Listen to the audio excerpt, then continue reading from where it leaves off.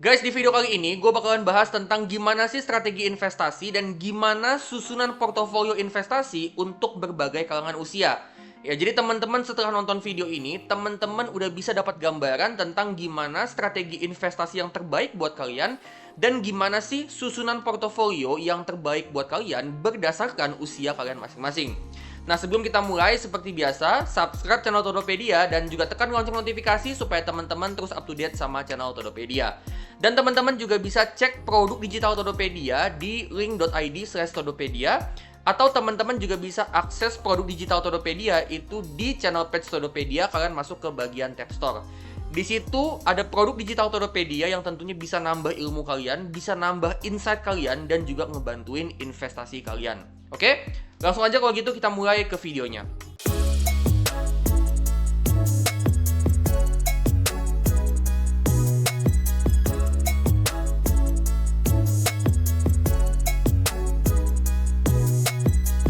Oke, kita bakalan bahas gimana strategi investasi dan gimana alokasi portofolio investasi untuk berbagai kalangan usia.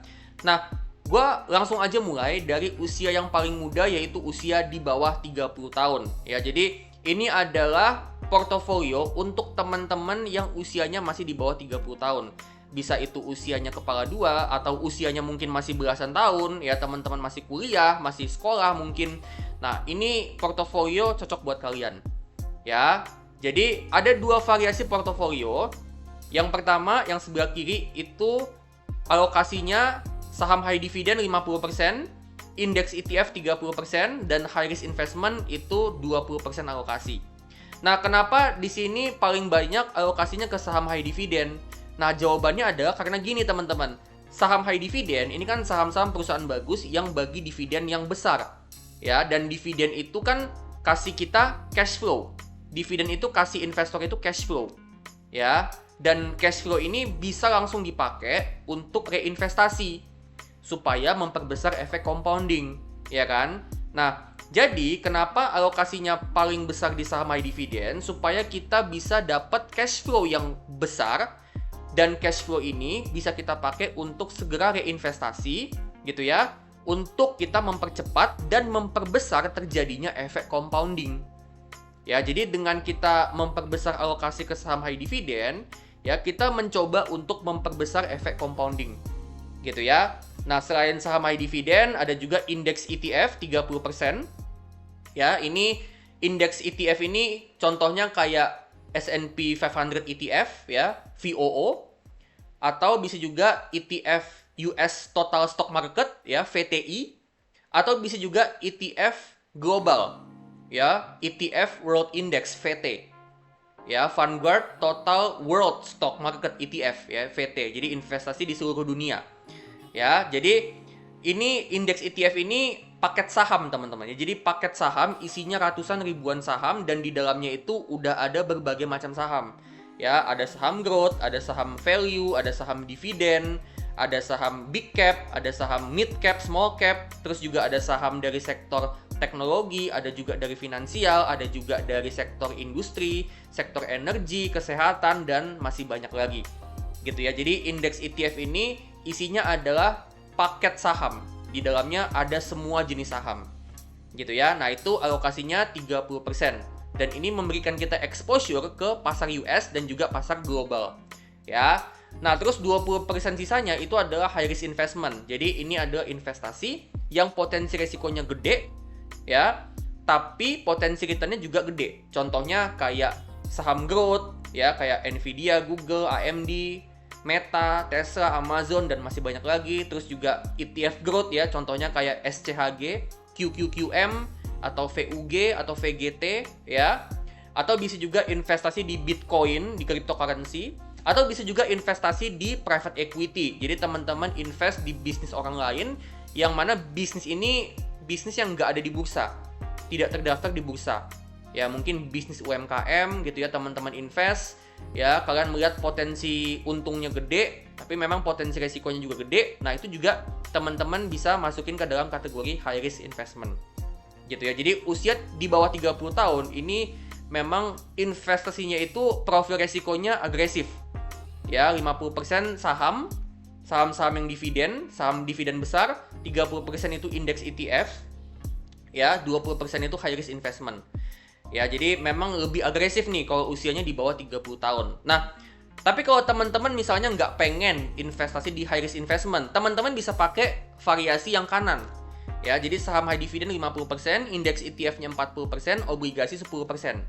Gitu ya. Nah, ini mungkin sedikit lebih aman untuk yang sebelah kanan. Nah, strategi investasinya untuk usia di bawah 30 tahun itu adalah profil resikonya itu agresif. Ya, jadi tadi kita udah lihat kan portofolionya itu profil resikonya agresif, di mana dominannya itu di equity, ya, antara itu saham ataupun itu ETF saham, yaitu jenis investasinya adalah equity, ya, dan juga ada alokasi ke high risk investment, ya. Jadi profil resikonya agresif, potensi resikonya lebih besar, tapi potensi profitnya itu juga lebih besar. Dan memang ini penting untuk teman-teman yang usianya under 30, ya, karena investasi kalian itu kan bisa dibilang jangka waktunya masih panjang, gitu ya. Kalian belum akan pensiun dalam waktu dekat, gitu. Jadi kalau misalnya teman-teman belum ada rencana untuk pensiun, sebaiknya pakai profil resiko yang agresif, di mana teman-teman investasi di instrumen yang lebih besar potensi resiko, tapi juga lebih besar potensi returnnya, gitu ya, supaya pertumbuhan aset kalian itu bisa lebih signifikan dan bisa menciptakan efek compounding yang lebih besar dalam jangka panjang, gitu ya. Jadi itu alasan kenapa teman-teman yang di bawah 30 tahun usianya perlu untuk pakai profil resiko yang lebih agresif, ya. Nah, tadi gue udah mention ya high risk investment apa aja, ya. Itu bentuknya bisa dalam bentuk saham atau ETF yang lebih ke arah growth, ya, kayak QQQM, SCHG, VGT, ya, itu ETF-ETF yang lebih ke growth. Terus bisa juga investasi di private equity atau bisa juga invest di Bitcoin atau cryptocurrency lain yang kalian percaya. Ya, nah investasinya itu eksekusinya gimana? Eksekusinya adalah investasi sepasif mungkin. Gitu ya, investasi sepasif mungkin. Kenapa sepasif mungkin? Gini teman-teman, supaya teman-teman itu punya tambahan waktu untuk kalian cari income tambahan. Kalian punya tambahan waktu untuk cari tambahan skill. Ya, jadi sambil investasi, teman-teman cari income tambahan, kalian upgrade skill kalian, upgrade diri untuk memperbesar earnings power. Gitu ya. Jadi kita mencoba untuk menggunakan waktu yang ada ketika misalnya kalian pulang kantor, waktu yang ada itu nggak usah terlalu banyak kepake untuk mantengin bursa, nggak usah. Ya, investasinya itu sepasif mungkin. Makanya tadi gua ada narok saham dividen dan juga ETF index itu dengan alokasi yang gede. Supaya bisa sepasif mungkin. Jadi ada tambahan waktu yang cukup banyak untuk teman-teman itu belajar ilmu baru, kalian cari income tambahan, kalian coba buka usaha di luar dari kerjaan utama, ya, atau usaha apapun yang bisa memperbesar kalian punya income. Gitu ya. Atau bisa juga teman-teman belajar ilmu baru, ya, mungkin teman-teman belajar dari AI atau belajar dari video-video atau teman-teman ikut pembelajaran. Ya, mungkin course atau apa, ya kalau bisa gratis teman-teman ya. Gue yakin banget banyak banget pembelajaran gratis yang bisa teman-teman pakai untuk belajar ilmu baru. Gitu ya. Jadi sambil investasi, sambil cari tambahan income. Dan investasinya itu sepasif mungkin supaya teman-teman bisa pakai waktu yang ada untuk lebih fokus untuk perbesar income. Nah, ketika teman-teman dapat dividen, ya tadi kan gede nih alokasi saham high dividennya. Nah, ketika teman-teman dapat dividen, teman-teman dapat passive income, ya, maka dividen atau passive income-nya itu direinvestasiin minimal 60% itu ke portofolio investasi. Ya, jadi dengan alokasi yang sama nih. Ya, misalnya teman-teman dapat dividen dari saham A. Nah, dividen itu teman-teman reinvestasi, ya, 60% dari dividennya itu teman-teman reinvestasi dengan alokasi yang seperti ini. Ya, terserah kalian mau pilih yang kiri atau yang kanan, terserah kalian. Nah, terus sisanya itu jadi modal untuk upgrade diri. Jadi modal untuk ngembangin skill. Ya, jadi modal untuk perbesar income. Yang mana upgrade diri, upgrade skill, perbesar income, ini potensi returnnya ini bisa bukan puluhan persen, ini bisa ratusan persen teman-teman. bisa ratusan persen, bisa ribuan persen ini potensinya. Gitu ya. Potensinya ini gede, teman-teman. Upgrade diri, investasi untuk upgrade diri, investasi untuk upgrade skill, itu potensi returnnya itu bisa ratusan persen, bahkan bisa ribuan persen. Gitu ya. Jadi sisanya itu, sisa dari dividen yang tadi teman-teman terima, itu kalau bisa teman-teman jadi modal untuk upgrade diri. Ya, oke lah kena pajak 10% dari dividen, gitu kan. Tapi kan kalau misalnya teman-teman katakanlah bayar pajak, tapi kalau teman-teman bisa pakai ini untuk upgrade skill, terus income kalian nambahnya signifikan, ya pajak 10% jadi nggak seberapa. Gitu ya, jadi ini strategi untuk penggunaan dividennya. Ya, nah terus untuk profit dari side income, dari usaha sampingan, ya profitnya itu mayoritas diinvestasiin lagi ke usaha. Ya, supaya modal dari usaha kalian itu bisa makin banyak terus. Jadi usaha kalian itu compounding gitu ya, modalnya makin banyak, nanti teman-teman bisa invest lebih banyak lagi gitu ya. Kalian puterin terus di bisnisnya sampai bisnis kalian itu profitnya gede, cash flow-nya gede. Ya. Nah, baru sisanya ya investasi ke portofolio investasi. Ya, portofolionya yang seperti tadi. Gitu ya. Jadi profitnya itu profit dari usaha atau side income itu mayoritas diinvestasiin lagi, diputerin lagi ke usahanya untuk nambah modal supaya kedepannya profitnya makin gede. Gitu ya. Jadi untuk usia di bawah 30 tahun, yang pertama profil resikonya perlu agresif. Terus yang kedua, kalian wajib banget untuk punya penghasilan tambahan di luar dari pekerjaan utama. Kalian wajib banget untuk ngembangin diri, ngembangin skill. Karena usia masih muda nih, tenaga kalian masih banyak juga. Gitu. Jadi penting untuk ngembangin diri dulu. Oke, berikutnya kita masuk ke strategi dan juga portofolio investasi untuk usia 30 sampai 39 tahun. Nah, di sini ada dua variasi portfolio. Teman-teman perhatiin di sini, alokasi untuk saham ini masih yang dominan. Di mana untuk variasi pertama, saham high dividennya itu alokasinya 30%, dan indeks ETF itu alokasinya 30%. Jadi total alokasi di saham, di equity itu 60%. Sedangkan untuk variasi kedua yang sebelah kanan, saham dividennya 40% dan ETF indeksnya 30%. Jadi alokasi di equity itu sekitaran 70%. Nah, tapi teman-teman perhatiin di sini, alokasi untuk obligasi ini udah lebih besar dari alokasi obligasi untuk portofolio di bawah 30 tahun. Ya. Jadi alokasi untuk obligasi sebagai investasi yang lebih rendah resiko, ini alokasinya lebih besar. Gitu ya. Nah, kenapa obligasi alokasinya lebih besar? Karena gini teman-teman, semakin kita bertambah usia, semakin dekat kita dengan pensiun, maka perlu untuk kita pelan-pelan itu transisi portofolio dari yang tadinya portofolionya itu fokusnya ke memperbesar pertumbuhan aset, ya, portofolio yang sifatnya agresif untuk mengejar pertumbuhan aset, pelan-pelan kita transisi menjadi portofolio yang fokusnya itu adalah menjaga kekayaan. Karena kalau kita semakin dekat dengan pensiun, artinya semakin ada urgensi untuk semakin menjaga kekayaan. Gitu ya. Jadi makanya pelan-pelan alokasi ke investasi yang lebih aman, which is obligasi, itu alokasinya semakin lama semakin besar.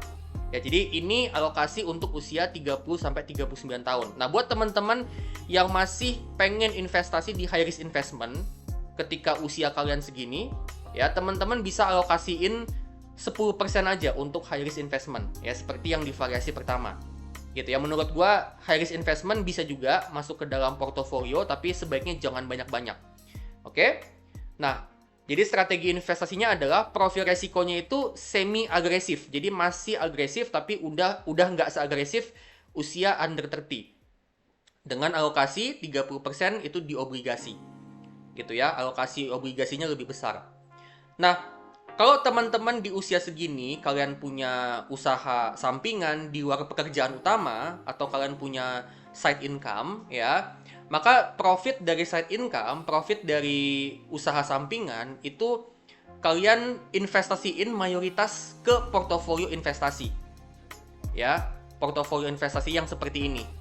Ya, terserah kalian mau pilih yang variasi 1 atau variasi 2. Ya, jadi profit atau income dari usaha sampingan itu kalian investasiin mayoritas ke portofolio seperti ini. Lalu sisanya itu kalian bisa pakai untuk pengembangan usaha. Gitu ya. Nah, di usia segini menurut gua dari usaha sampingan itu menurut gua sebaiknya lebih banyak investasi ke portofolio investasi. Ya, karena kalau di usia segini, kalau misalnya teman-teman bangun penghasilan tambahan atau kalian bangun usaha sampingan, anggapannya adalah di usia segini usaha sampingan kalian itu udah cukup mapan. Ya, dengan anggapan kalian bangun itu dari usia 20. Gitu ya. Jadi anggapannya adalah penghasilan sampingannya udah cukup mapan, jadi udah nggak perlu banyak duit untuk ngembangin usaha.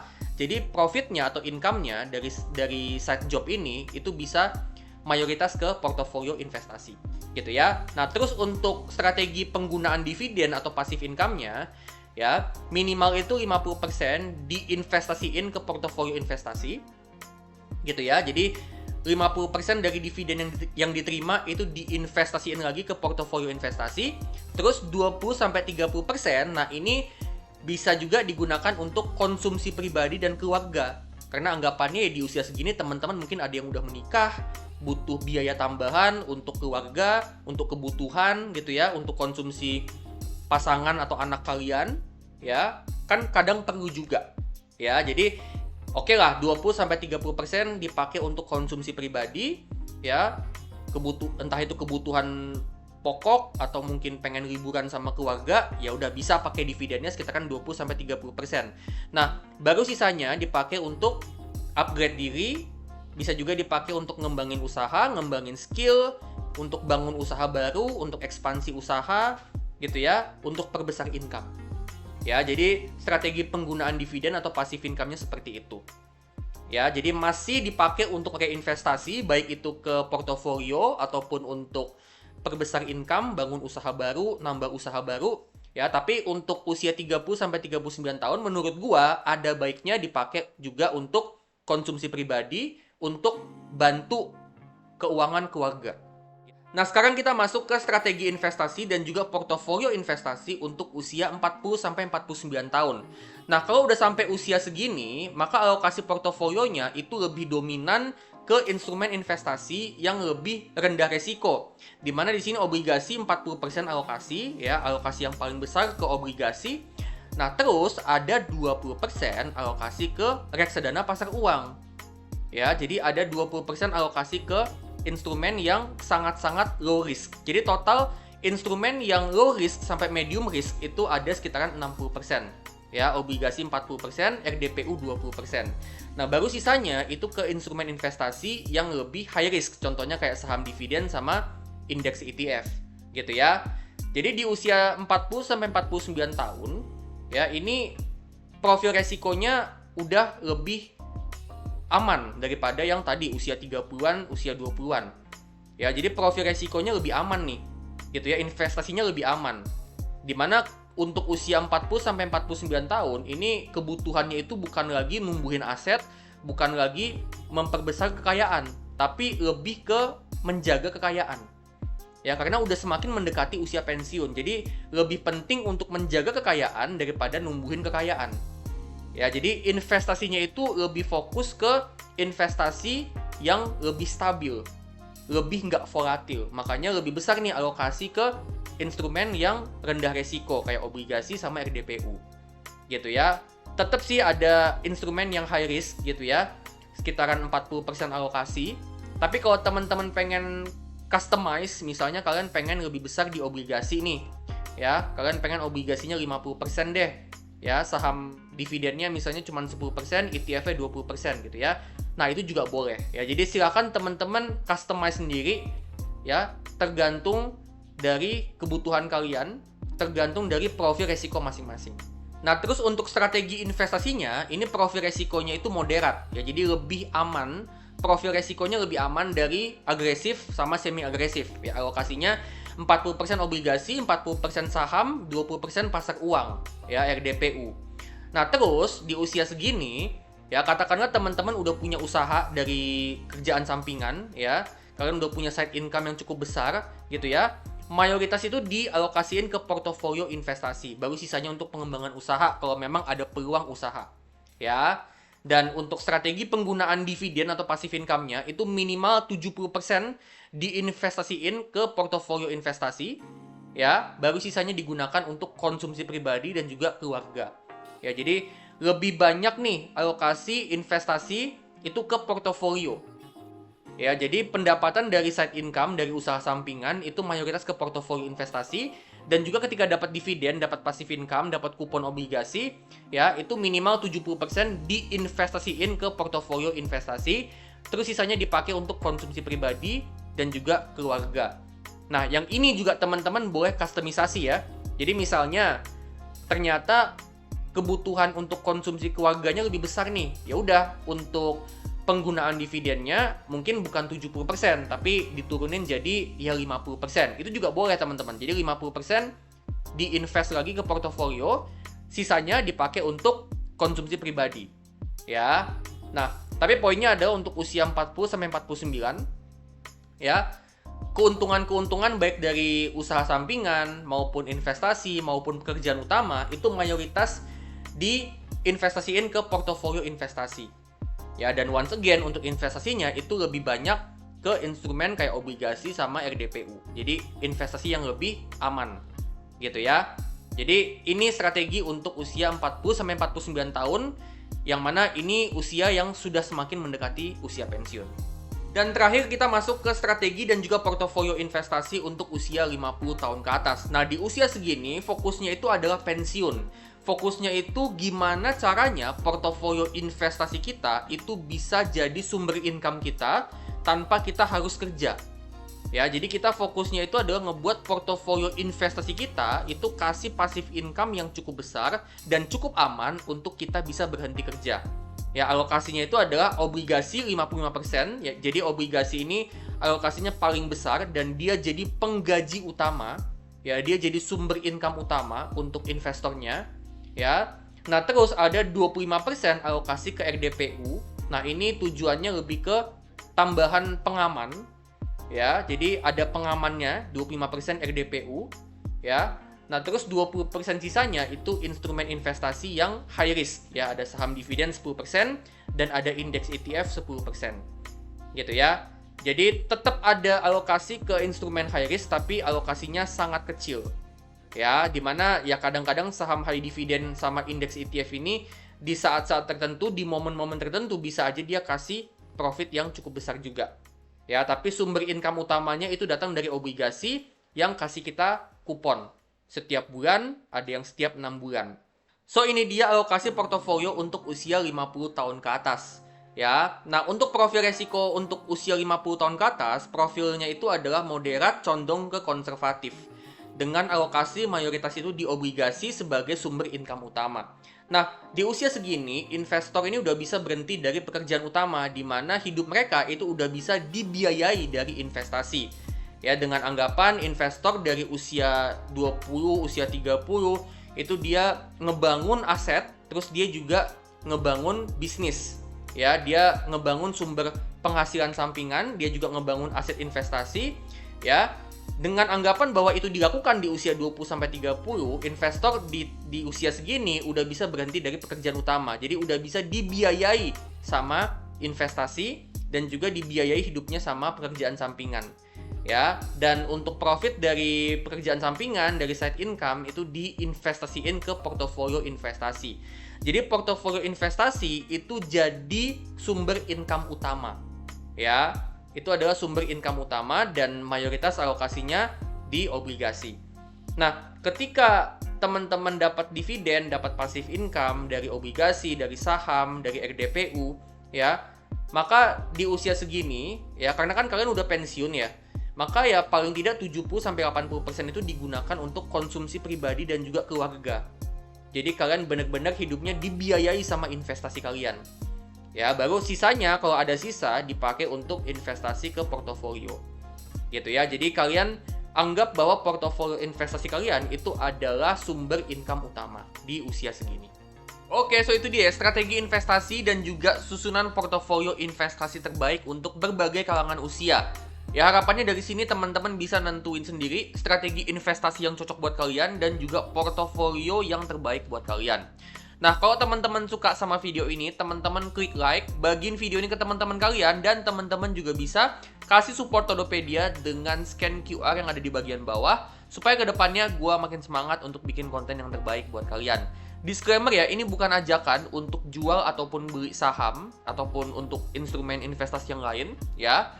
Jadi keputusan investasi, baik itu di saham maupun di investasi lain, itu ada di tangan kalian masing-masing. Dan teman-teman pastiin do your own research. Lakukan analisa kalian sendiri. Oke? Kalau gitu, gue pamit dulu dan sampai ketemu di video selanjutnya.